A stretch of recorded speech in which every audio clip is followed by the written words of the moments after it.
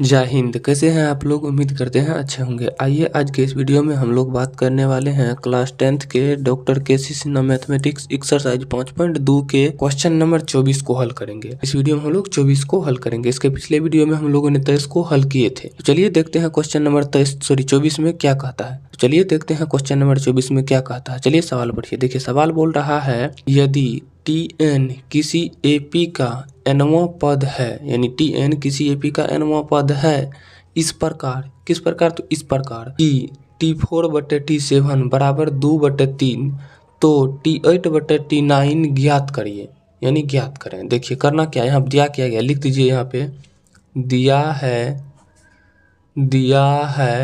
क्या दिया है, T4/T7 बराबर में आपका 2/3, और हमें ज्ञात क्या करना है, ज्ञात करना है T8/T9 बराबर, ये हमको ज्ञात करना है। तो देखिए हम लोग करेंगे क्या, यहाँ जो है T4/T7 बराबर 2/3, T4 बराबर 2 और T7 बराबर 3 हम इसको लिख सकते हैं। लिखिए T4 बराबर 2 और T7 बराबर 3।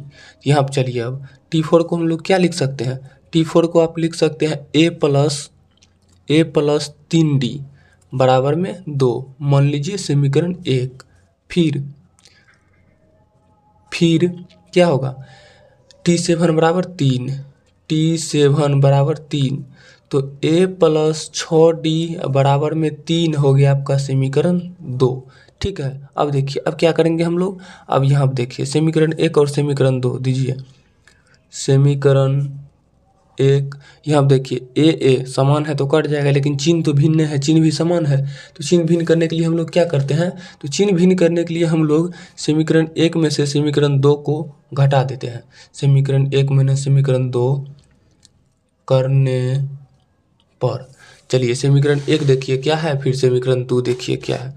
आपको समीकरण 1 दिख ही रहा होगा, यहाँ पे अब दिख रहा होगा। देखिए A प्लस 3D बराबर 2, A प्लस 3D बराबर में 2। दूसरा समीकरण है A प्लस 6D बराबर में 3, A प्लस में 6D बराबर में 3। ठीक है। चलिए घटाए हैं तो चिन्ह हम लोग बदलेंगे, प्लस है तो माइनस, प्लस है तो माइनस, प्लस है तो minus, plus A minus A cut जाएगा। माइनस 6D प्लस 3D घट के क्या होगा, भिन्न चिन्ह, चिन्ह बड़का का होगा, बड़का में माइनस तो माइनस आ जाएगा, 6 में से 3 जाएगा तो 3D बराबर में भिन्न चिन्ह घट जाएगा, चिन्ह बड़का में है माइनस तो माइनस दे दिए, 3 में से 2 जाएगा तो 1, यानी कि माइनस 3D बराबर माइनस 1, तो माइनस माइनस कट जाएगा, 3D बराबर में 1, तो D बराबर में 1/3। जब 1/3 आएगा तो चलिए हम लोग यहाँ पे A का मान निकाल लेते हैं। किसका?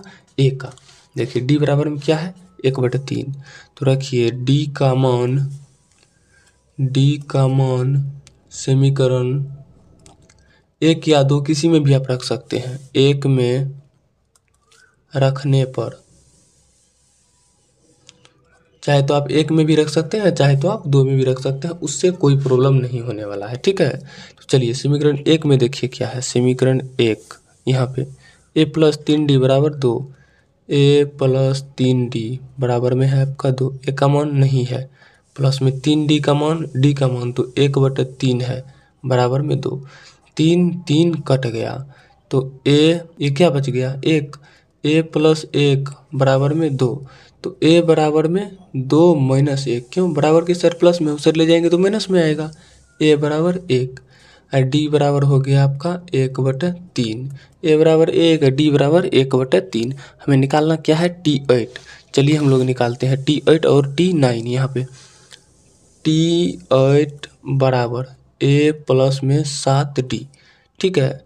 तो T8 बराबर A का मान 1 और D 7 गुना D का मान 1/3, तो T8 बराबर 1 प्लस 7/3, 1 प्लस 7/3, तो T8 बराबर एलसीएम ले लेंगे, तो एलसीएम आ जाएगा 3। एलसीएम जब आ जाएगा 3 तो यह क्या हो जाएगा, 3 प्लस 7 बराबर में 10/3, यानी कि T8 बराबर में 10/3। अब यहाँ पे निकाल लेते हैं हम लोग, चलिए यहीं पे निकाल लीजिए T9, यानी T9 T9 बराबर A प्लस 8D, ठीक है। तो T9 बराबर A का मान 1 प्लस 8 गुना D का मान 1/3। तो T9 बराबर 1 प्लस 8/3 मेरे भाई। तो उनके बाद क्या करेंगे हम लोग, तो T9 बराबर क्या हो जाएगा, एलसीएम आ जाएगा 3 प्लस 8, 3 + 8। अब देखिए T9 बराबर 8 3 11/3। हमें निकालना क्या है, हमें निकालना है T9। तो T8 क्या है 10/3। उसके बाद T9 क्या है 11/3, ठीक है। तो यहाँ पे लिखिए T8/T9 बराबर 10/3 गुना में 3/11, 3 कट जाएगा, ठीक है।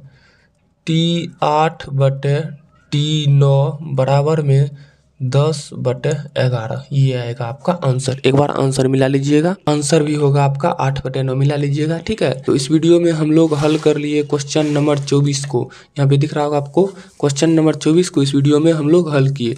नेक्स्ट वीडियो में अगले सवाल को हल करेंगे इस वीडियो में यहीं तक। तो चलिए हम लोग मिलते हैं किसी नेक्स्ट वीडियो में, तब तक के लिए जय हिंद।